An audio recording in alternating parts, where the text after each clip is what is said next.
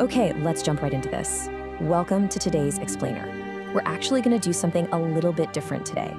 Instead of rushing through rapid-fire data or complex concepts, we're going to intentionally slow down. We are going to immerse ourselves in a really gentle narrative about finding peace in a restless, noisy world. Our source material today is a beautiful short story that kind of acts as a mirror, showing us how we live, how we travel through life, and honestly, how we treat one another. It's a profound look at simplicity and kindness. So, picture this. We're stepping far, far away from the noise of crowded cities. We're leaving behind the busy roads, the glowing, frantic windows, the whole shebang of modern life.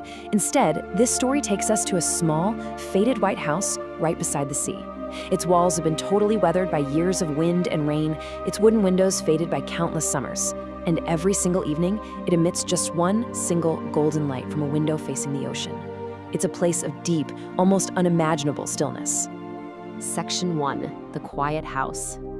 So, let's explore this place. The villagers nearby just call it the quiet house. The caretaker is an old man named Samuel, and he lives a life of profound minimalism. He lives entirely alone and owns practically nothing. He's got a wooden chair, a small table, a warm blanket to keep out the chill, a shelf filled with old books, and a simple lantern. That's literally it. By focusing only on these few basic items, the story beautifully highlights his peaceful existence. There's no clutter here, absolutely zero, neither physical nor mental. And that total lack of clutter completely extends into how Samuel spends his time. Every single night, just before going to sleep, he walks down to the shore, sits upon a smooth stone, and just listens to the waves. The text specifically points out that Samuel never cares a watch, and he never hurries. He simply sits and listens. He follows this grounded routine every night to really connect with the present moment. I mean, think about that for a second. How often do we allow ourselves to just sit and listen without instinctively checking the time? Section 2, the restless traveler. The absolute tranquility of Samuel's world shifts one autumn evening when a totally contrasting figure shows up. This brilliantly illustrates the core tension of our story. We've got these two opposite lives colliding. On one hand, we have young Daniel, the traveler. He has been walking for days. His clothes are dusty, his shoes are worn out, and his face carries that deep exhaustion of someone who has been endlessly searching for something, even though he doesn't quite know what it is. He's moved through crowded towns and lonely roads, yet his heart is just so restless. On the other hand, we have Samuel, completely anchored in his stillness. No watch, no hurry, totally content. It's the ultimate juxtaposition, right? A restless search versus grounded peace. Section 3, an unexpected welcome. This brings us to a really pivotal encounter. Daniel's deep exhaustion draws him toward that one single glowing lantern of the quiet house. As the sun disappears, Daniel follows a narrow path up to the house. When he reaches the wooden door, he hesitates. He's a stranger, he's wondering if he should even knock, but before he can even decide, the door opens. Samuel is standing there. He looks at this dusty, worn-out traveler, quietly smiles, and just says, "You look tired." Daniel nods, admitting that he is, and Samuel's response is immediate. "Then come inside." He offers this completely unconditional welcome. No demanding explanations, no asking for Daniel's name or where he's going or what he can pay. Just come inside. Stepping inside, Daniel experiences a space that perfectly reflects Samuel's inner peace. There is absolutely no grand furniture here. There are zero expensive decorations on the walls. The richness of this house comes entirely from what it provides to the soul. Warmth, profound silence, and the gentle, rhythmic sound of the ocean waves drifting in through the open window. It is, quite literally, a sanctuary. Section 4, the chain of kindness. Once they're inside, Samuel places a warm bowl of soup on the small table for Daniel. And this prompts a deeply revealing question. Daniel looks at the soup and says, "You don't know me, then why are you helping me?" He is completely confused by this unearned generosity from a total stranger. And honestly, this highlights how rare and suspicious unconditional hospitality can feel in our own weary travels, doesn't it? When someone does something nice for us out of nowhere, our modern instinct is almost always to look for the catch. Daniel is sitting there, waiting for the catch. So the crucial point is how Samuel responds. The old man sits across from him, says nothing for a few moments, and then answers softly, "Because once someone helped me when I had nothing to offer in return." Samuel's profound response reveals that his actions right now, in this exact moment, aren't actually about Daniel at all. They are a continuation of grace that Samuel himself once received. Samuel looks toward the darkening sea and gives us this absolutely stunning definition of what kindness truly is. He says, "Sometimes kindness is simply a gift that travels from one heart to another." This brilliantly redefines kindness for us. It is not a transaction. It's not a debt you have to repay to the specific person who gave it to you. It is a cyclical gift. It's meant to be accepted when you need it and then passed onward to the very next weary traveler you happen to meet. Section 5. Learning to let go. As Daniel sits there, eating the warm soup and listening to the waves crashing again and again toward the shore, something inside his restless heart finally begins to soften. The source text tells us that this quiet evening by the sea would change the way Daniel understood his entire life. Samuel had a vital lesson to teach him, one that wasn't spoken in long lectures, but demonstrated through action and stillness. It's a lesson about assessing our emotional burdens. It's about the heavy things we insist on carrying down those long, lonely roads. It's about the things we inevitably lose along the way. And, most importantly, it is about understanding the absolute necessity of learning to just let go. As the night slowly deepens, the story of the quiet house is really just beginning for Daniel. And as we wrap up this explainer, I want to turn the focus over to you. I want to leave you with this final provocative thought, based on the text we just explored. Like Daniel, we are all navigating our own weary travels. We all have those moments of walking down dusty roads with a restless heart. So if you were to sit in that wooden chair right now, listening to the waves, what heavy things are you holding on to that you finally need to put down? Take a moment today to find your own quiet house and see what happens when you decide to let go. Welcome to The Explainer. So today, we're taking a slightly different, honestly pretty deeply reflective journey. We're going to unpack the profound life lessons hidden inside this beautifully written story called The Quiet House by the Sea. It's all about a weary traveler named Daniel, an old man named Samuel, and a moonlit cabin that literally becomes the stage for a masterclass on human emotion. We're going to break down the exact text to see what it teaches us about carrying really heavy burdens, and more importantly, how to actually put them down. All right, let's dive right in. Have you ever tried to run away from a past mistake? I mean, it's a totally universal human experience, right? We mess up, the guilt just feels way too heavy to bear, and our immediate instinct is just flight, get out of there. And in our source text, that is exactly where we find our main character, Daniel. He's quite literally a traveler running from a moment in his past that he desperately wishes he could erase. So keep this question in the back of your mind as we go through Daniel's journey today, because his fictional situation actually perfectly mirrors our own real-world experiences with regret. Section 1. A place of refuge. So let's set the scene. Daniel is exhausted, he's burdened, and he basically stumbles upon this quiet house by the sea. Inside, an old man named Samuel offers him something that is honestly incredibly rare: the profound comfort of being welcomed somewhere without having to explain who you are. The text tells us Daniel is eating this simple bowl of warm soup, but, every spoonful carries way more than just food. Samuel doesn't bombard him with a million questions. He doesn't ask where Daniel came from or where he's going. He literally just lets him eat in peace. Think about how radical that kind of acceptance is. When you're carrying immense guilt, the sheer relief of just not having to justify your existence or explain your trauma to a total stranger, that's a powerful form of healing all on its own. Section 2. Understanding True Loneliness. Let's see how this builds into a really profound philosophical discussion, because once the silence between them is finally broken, the topic naturally turns to isolation. And the story gives us the stark contrast between two completely different types of loneliness. You've got Samuel, who has lived alone in this remote cabin for years, so naturally Daniel assumes he must be terribly lonely, right? But actually, it's Daniel who has spent years surrounded by friends, neighbors, just crowds of people, who is harboring this quiet, unexplainable emptiness inside. The text is setting up a brilliant diagnosis of the human condition here. And then Samuel drops this incredible piece of wisdom. He says a person can sit in a crowded room and still feel completely alone. He admits that, yeah, sure, he sometimes feels lonely, but he immediately clarifies that loneliness isn't just some metric of how many physical bodies are standing near you.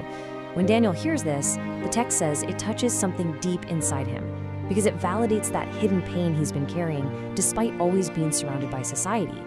It's a total game changer. It completely shifts the dynamic of the room. Section 3. The Weight of Mistakes. Now, this shared understanding builds this really strong bridge of trust between the two men, and all that unspoken tension finally bubbles right to the surface.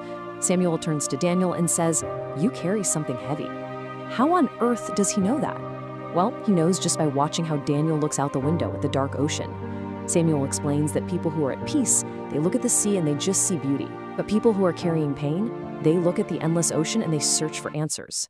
Samuel is basically using nature as a diagnostic mirror here. And it hits the nail on the head because Daniel has been searching for answers for a very, very long time. Completely defeated by Samuel's insight, Daniel finally confesses. And he lays out the exact anatomy of a regret. Step 1, anger. You know, we've all had that awful foot-and-mouth moment where we lose our temper, but Daniel said things that simply could not be unsaid. Step 2, when he finally realized the damage he'd done, he tried to apologize, but the trust was so broken they wouldn't even listen to him. It was just too late. And then step 3, the flight response. He just gave up and left. This 3-step process is so incredibly common, isn't it? It's basically the standard blueprint for how we let a single angry moment completely derail our lives. So Samuel just absorbs this whole confession in total silence. He's just listening to the sound of the waves, and then he looks at Daniel really gently and asks, "And now you are running from your mistake." Daniel can only lower his eyes and mumble, "I don't know, maybe." And I really want you to ask yourself this exact same question right now. When you hit a wall where an apology just isn't accepted, where a mistake feels totally unfixable, do you run? Do you pack up that heavy, unresolved baggage and drag it to entirely new places, just kind of hoping a change of scenery is going to fix an internal wound? Section 4, Wisdom from the Waves. Okay, so the raw, agitating pain of Daniel's confession desperately needs a remedy, right? And Samuel offers this absolutely beautiful perspective shift. He actually stands up, opens the window wider so the sound of the ocean completely fills the room, and he tells Daniel to really look at the water.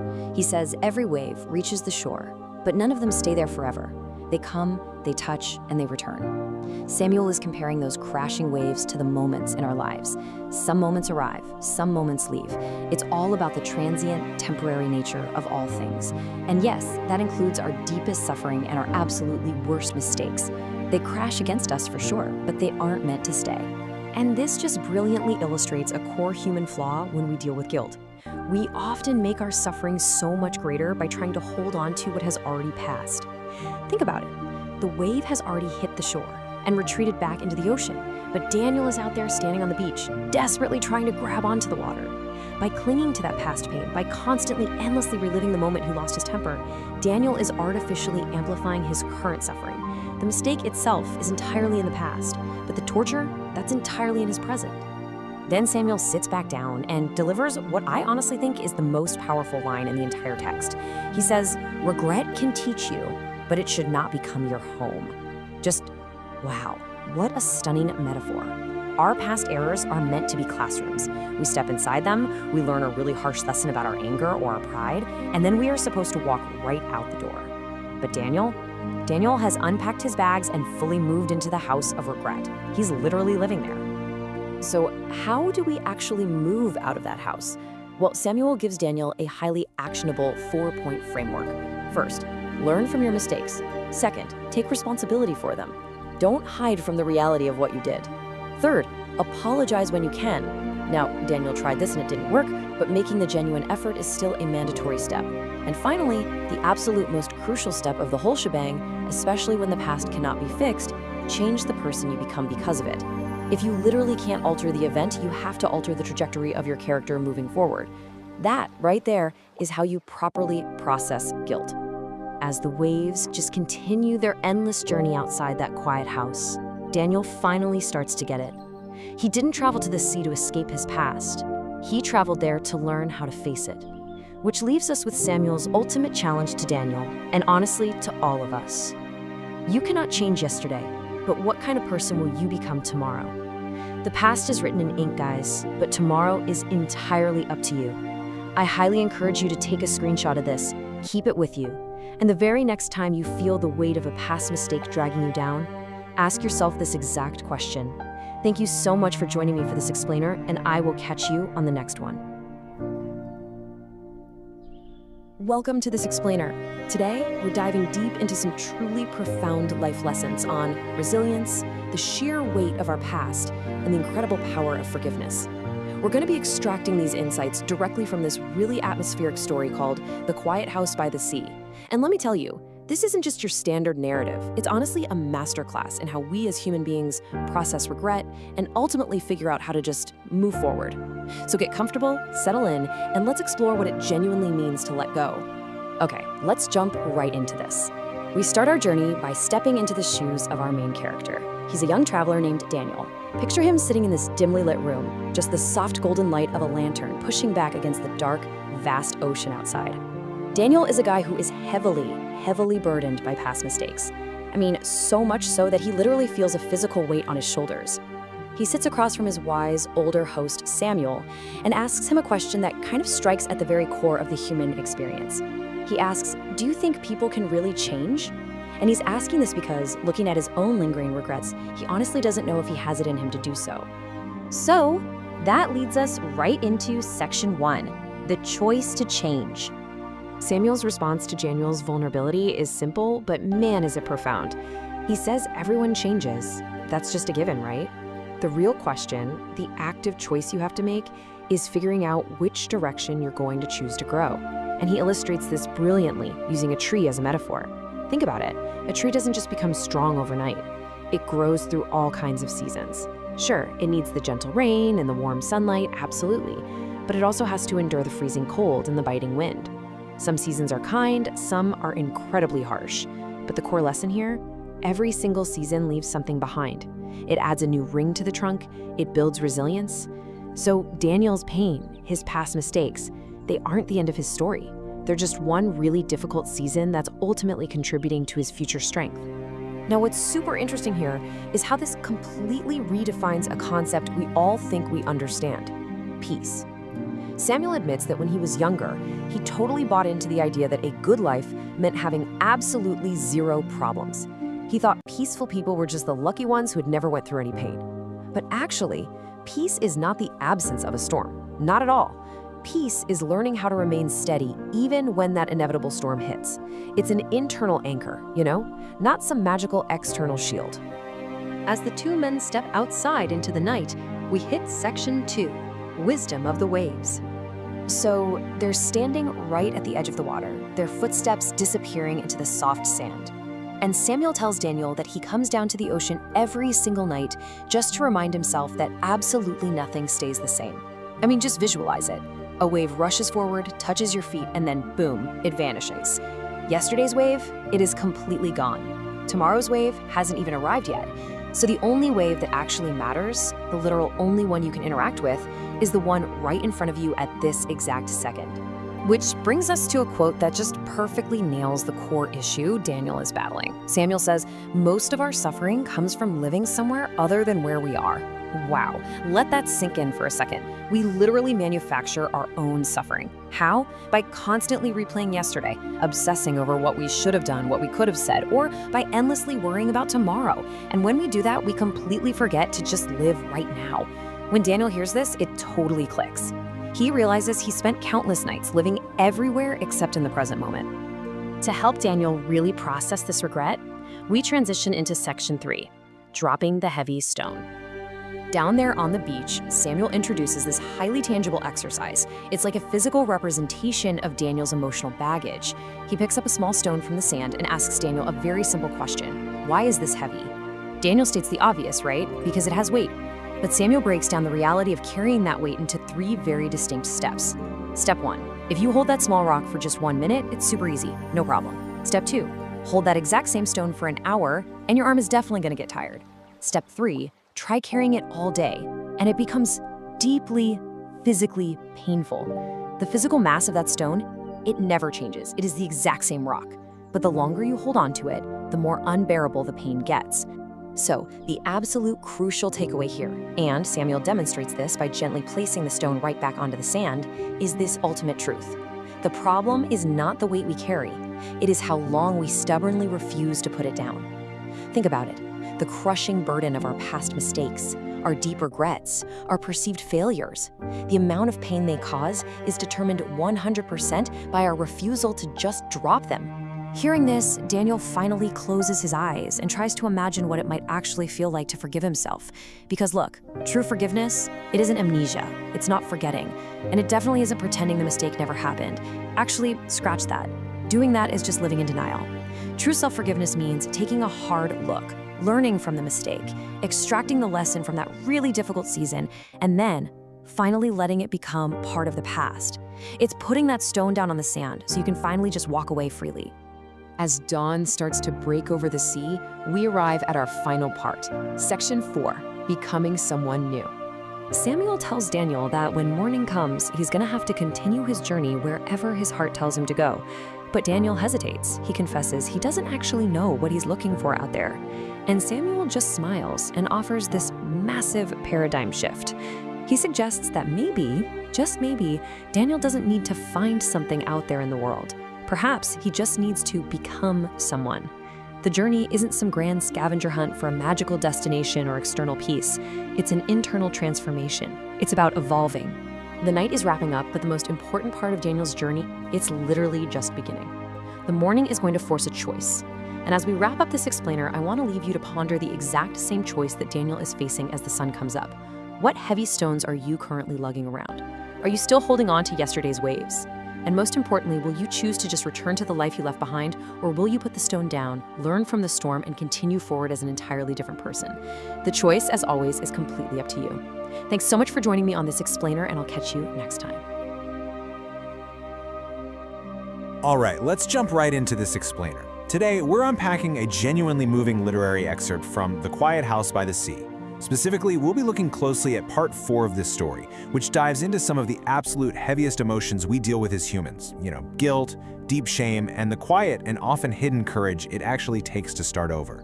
It's this beautiful narrative that uses a really simple conversation between two men to reveal some profound truths about how we process our own mistakes. So, have you ever believed your story was already written? Let's start right there, because I think we've all felt that heavy, sinking feeling at some point. It's that total certainty that our past mistakes have permanently dictated our future. Like we make a terrible error in judgment, we hurt someone we care about, and suddenly it feels like our entire narrative is just locked in place, defined forever by that one single moment of failure. In our story today, a character named Daniel has been living with exactly this mindset for months. He literally ran away because he thought his story was completely over. That brings us to Section 1, The Promise of the Sea. We begin our thematic journey right at the crack of dawn, with Daniel and an older man named Samuel. Daniel, who's just desperately been seeking an escape from his overwhelming shame, steps outside into the fresh morning air. Now, he hasn't slept much, but strangely, he isn't exhausted. He finds Samuel, this wise old man, calmly preparing a simple breakfast by the ocean. As they look out at the water over warm tea, Daniel thinks he's finally got Samuel figured out. He tells the old man, I understand why you come out to watch the ocean every single morning. It's because the sea reminds you that every day is a new beginning. And, well, he's not entirely wrong. It's a lovely poetic thought, right? It's that classic idea of the sunrise washing the slate clean. But Samuel's response takes that surface-level observation and totally flips it. Samuel tells Daniel that the sea doesn't just represent a new day, but it reminds us that we should never be too proud to begin again. Think about that for a second. We usually think fear is the thing keeping us stuck in our mistakes, but Samuel points out that it's actually our pride. It's our ego making us want to hide our failures rather than just admitting to them and starting from square one. We really need to pause on this for a second. What does it actually mean to begin again here? For Daniel, hearing this felt like a locked door just suddenly swinging open. To begin again doesn't mean magically erasing the past or pretending the pain never happened. It means waking up to the realization that your future isn't completely predetermined by your worst mistake. For years, Daniel believed his story was finalized, but Samuel's words plant this little seed. What if he'd been wrong this whole time? Moving into Section 2, The Anatomy of an Apology. And this really gets to the core of why Daniel ran away in the first place. As they're sitting there, Samuel asks him a very direct question. Why did you leave the person you hurt? Daniel finally admits the raw truth. He was suffocating in shame, and he thought that if he just completely disappeared, the pain he caused would magically disappear too. Samuel responds with arguably the most powerful insight from the text. He says, running away can give the heart temporary silence, but it rarely gives the heart peace. Notice the massive difference there between the silence of avoidance and actual inner peace. Running away removes you from the immediate conflict, sure. It makes things quiet. But Daniel himself admits that despite running away, the silence was deafening and his heart was still at war. So Samuel tells him, go back to the person you hurt. And Daniel immediately hits him with that incredibly relatable question, but what if they don't forgive me? I mean, this is the ultimate fear, isn't it? It's that massive wall we hit when we think about making amends. We convince ourselves that there is absolutely no point in apologizing if we aren't guaranteed forgiveness at the end of it. Samuel doesn't miss a beat. He just answers directly, and quite firmly, that is not yours to decide. Talk about a paradigm shift for Daniel.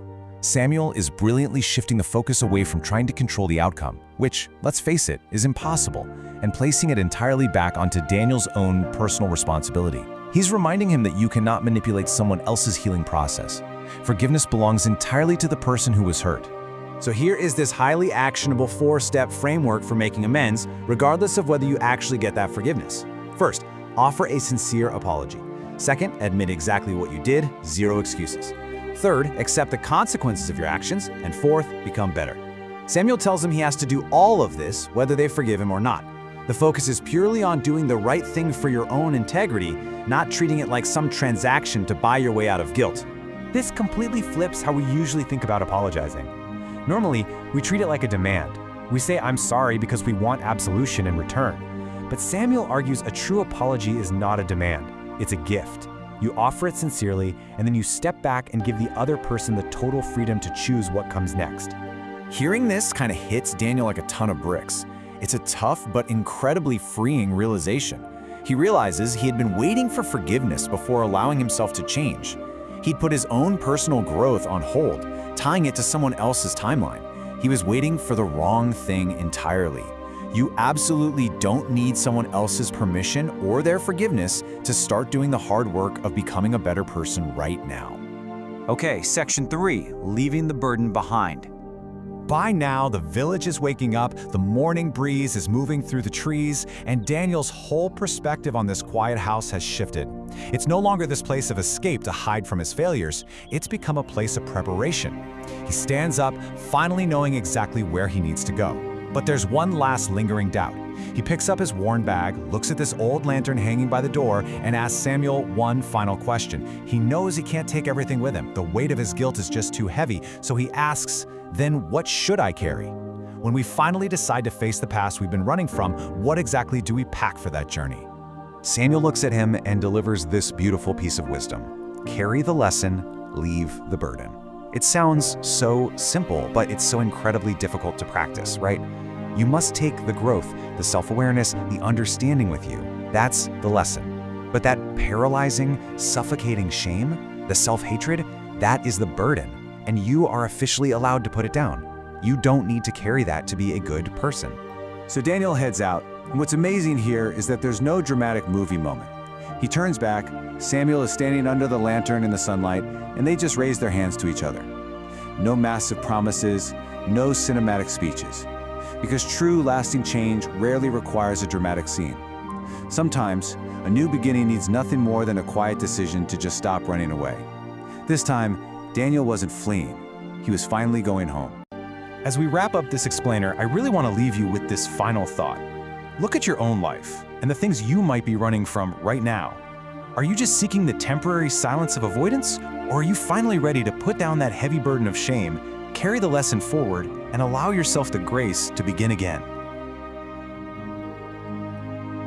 Welcome to this explainer. Today, we're unpacking some seriously profound lessons on emotional intelligence, all wrapped up in one very specific pivotal moment: Daniel's journey home from the quiet house. We're diving right into part 5 of The Quiet House by the Sea. And you know, what we find here, it's not just a story about a guy walking down a road. It is literally a masterclass in how we process regret, how we shift our perspective, and how we ultimately find the strength to face our past. So what happens when the hardest part of your journey is literally just walking up to a front door? This question really frames our whole exploration today. We're following a character who spent a lot of time learning, reflecting, and healing in isolation. But as we all know, learning a lesson in the quiet of your own mind, that's one thing. Translating that newfound wisdom into real-world accountability, that is a whole different ballgame. Daniel is walking away from the safety of the quiet house, and with every single step, those lessons he learned are about to be put to the ultimate test. Let's move into section 1, the power of quiet acts. Okay, so picture this. Daniel's physical walk home perfectly mirrors this massive internal shift he's going through. The road is long, the morning air is warm, and as he crosses through these quiet little fields and small villages, he starts seeing the world with completely new eyes. He notices things he absolutely would have walked right past before. A farmer sharing water with a stranger, a mother patiently holding her child's hand, an old woman leaving a little food by her door for a hungry cat. These are completely mundane, everyday occurrences. But to Daniel, in his newly awakened state, they are incredibly powerful. They're these quiet acts of kindness that most people would forget in a second, yet they stick with him vividly. And this contrast reveals a huge shift in Daniel's worldview. Before this journey, kindness probably seemed like it had to be this grand gesture, right? Something that demands a spotlight and a round of applause. But the reality is that true kindness arrives quietly. It happens without any recognition, completely without anyone watching. By finally stepping outside of his own internal pain, Daniel realizes the world is actually just overflowing with this kind of quiet grace. Which brings us to section 2, putting down the weight. As the afternoon rolls in, Daniel reaches a small village and stops by a public fountain. And there, he sees an elderly man really struggling to carry this heavy basket. Without even hesitating, Daniel steps up and offers to help. The man is surprised, saying, "You don't have to." And Daniel just smiles and says, "I know, but I would like to." So they carry it together. It's such a tiny interaction, but as Daniel walks away, he feels something fundamentally actually shift inside him. For so long, he'd been completely trapped in the prison of his own mistakes and regrets. But this moment reveals a really profound truth. When your heart is trapped in its own worries, it goes totally blind to the needs of others. Looking outward actually breaks that trap, and in doing so, our own burdens become so much lighter. Later, as night falls, Daniel stops to rest beneath a tree near a small hill. The first stars are coming out, and his mind drifts back to his mentor, Samuel, and that familiar lantern beside the window at the quiet house. He remembers this iconic piece of advice: carry the lesson, leave the burden. Now Daniel is terrified of what's waiting for him the next day. He knows he has to face the person he hurt. But remembering this exact phrase anchors him, giving him the mental preparation he needs for the incredibly difficult task ahead. So the really crucial takeaway here is that we have to completely redefine how we view our emotional baggage. Fast forward to the next morning. Daniel is standing right in front of the door, his hand resting on the wood, just hesitating. And he remembers Samuel's teaching. The real damage, the deep exhaustion we feel, doesn't just come from the gravity of our past mistakes. It actually comes from our stubborn refusal to let those mistakes go. It's our grip on the burden, not the burden itself, that destroys us. And that leads right into section 3, courage to face truth. It's midday now, and the familiar road has finally led Daniel back to his old home. His heart is racing, dredging up all these painful memories. Some are beautiful, sure, but some are painful, things he desperately wishes he could just erase. But before he knocks, he has to confront his terror head-on. He accepts the fear, and he does it because of one simple truth. Courage is absolutely not the absence of fear. I mean, if you wait for the fear to leave, you're going to be waiting forever. Courage is the conscious, deliberate choice to do what's right, even when every single instinct in your body is screaming at you to turn around and hide. So Daniel takes a deep breath. He knocks. Once, twice. The door stays closed. His heart is just pounding in his chest. And then, slowly, it opens. Standing right there on the other side is the exact person he has been dreading facing. For a really long moment, nobody speaks. The past just stands between them like a physical brick wall. It's this heavy, deafening silence. There are no instant hugs here, no cinematic, feel-good release of tension. It's just the raw, uncomfortable weight of history. What happens next is literally the anatomy of a genuine, completely ego-free apology. First, Daniel looks down, then raises his eyes and just admits fault. He says, "I came to apologize. I was wrong." Second, he sets absolutely zero expectations. He tells them, "I don't expect you to forgive me. I don't expect you to forget." He demands nothing. He isn't trying to manipulate a pardon or force a resolution. And finally, he just accepts reality. The other person stays completely silent, but Daniel doesn't run away. He stays right there, completely willing to accept whatever comes next. And that, right there, is what true accountability looks like. As this incredibly intense scene unfolds, I want you to think of the sea, far away beyond the hills, just constantly moving toward the shore, again and again and again. It's this natural, unstoppable force, and that is exactly what the truth is like. Daniel realizes, just like Samuel taught him, that you simply cannot skip straight to reconciliation or emotional comfort. The absolute first step toward any kind of lasting peace is simply having the raw courage to stand still and face the truth of what you've done. As we wrap up this explainer, I really want to leave you with one provocative thought to chew on. What door are you afraid to knock on? Because let's be honest, we all have one. We all have a quiet house we've retreated to at some point, and a road we're eventually going to have to walk down to make things right. Take Daniel's journey to heart today. Let caring for others lighten your own load. Figure out what weight it's finally time for you to put down. Take a deep breath and just knock. Welcome to This Explainer. Okay, we have a truly fascinating journey ahead of us today. We're going to take this beautifully profound literary narrative and translate it directly into a practical psychological roadmap for letting go of regret and finally finding some peace. We're looking at a story centered around a character named Daniel, a guy who is carrying a seriously heavy burden of past mistakes, and his mentor, Samuel, who basically offers a masterclass in confronting our own shortcomings. So whether you're holding on to some past guilt yourself, or you're just looking for a solid framework for emotional resilience, the lessons we're about to unpack are incredibly powerful. Let's get right into it. Picture this. We're dropping right into the middle of a moment we have all likely experienced at some point. That heavy, awkward, almost suffocating tension of a really painful, high-stakes apology. Our protagonist, Daniel, is standing at a doorway. He is face to face with someone he has deeply, deeply hurt. The past between them was heavy. Every harsh word, every moment of anger, every mistake, it literally felt like it was standing right there in the room with them. You can almost feel the psychological weight of that silence, right? Daniel is standing right on the precipice of trying to make things right, and his internal monologue in this exact moment is something we really need to unpack. Section 1. The power of true apology. Facing the heavy past without making excuses. Man, let's talk about that overwhelming urge we all get to just explain away our mistakes when we have to confront someone we've hurt. This is where the story shifts from just a simple narrative into a deep psychological mirror.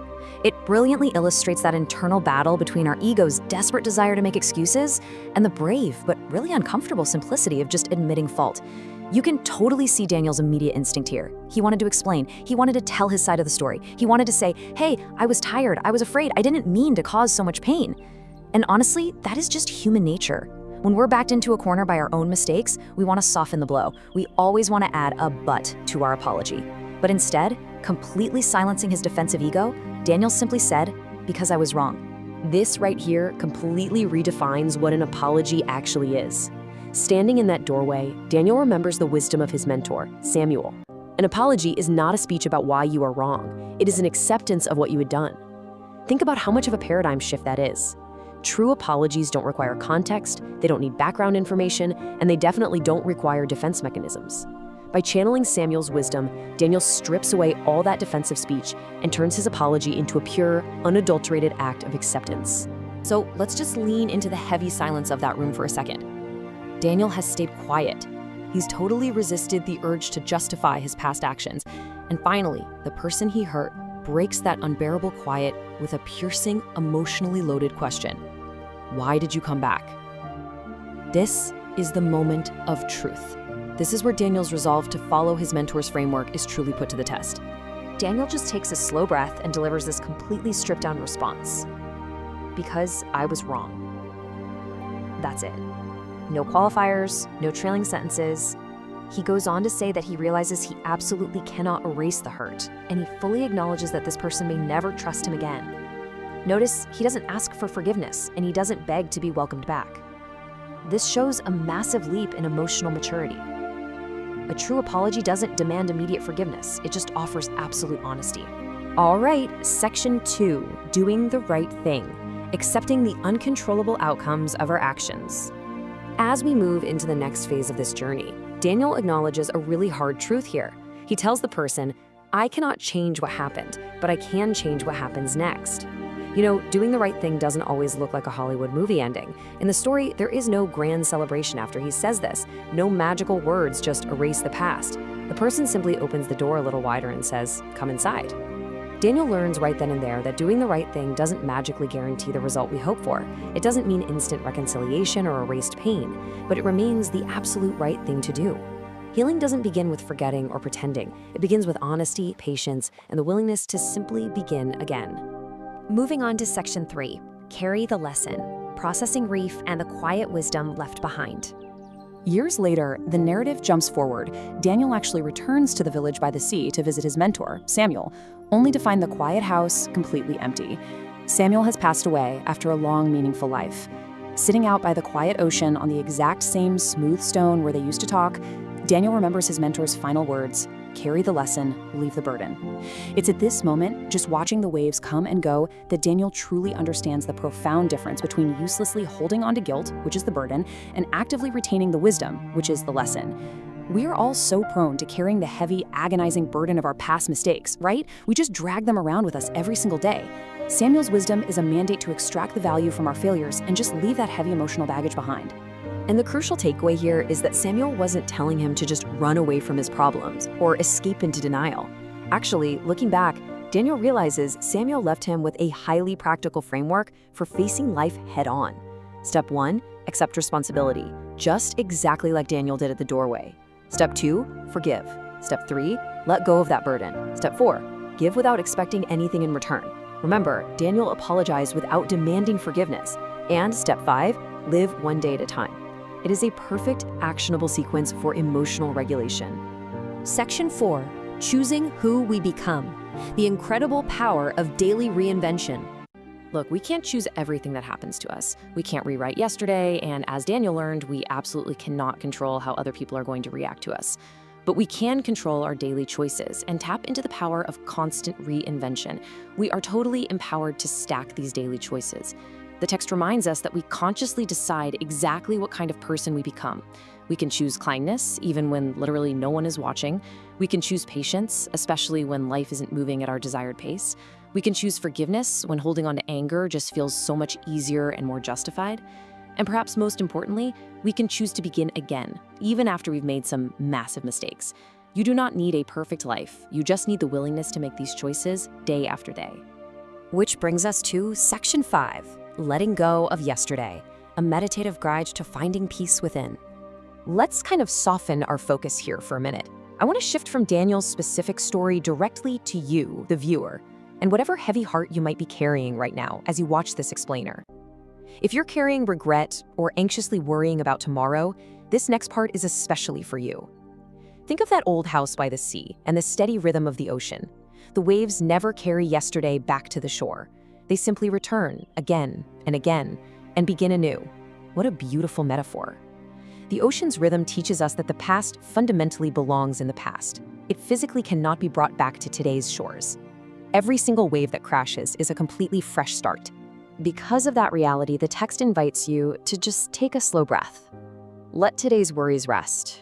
You have done enough for today. If your heart is tired from fighting the past or fearing the future, grant yourself permission to finally stop fighting. It is safe to rest. Let your thoughts become quiet.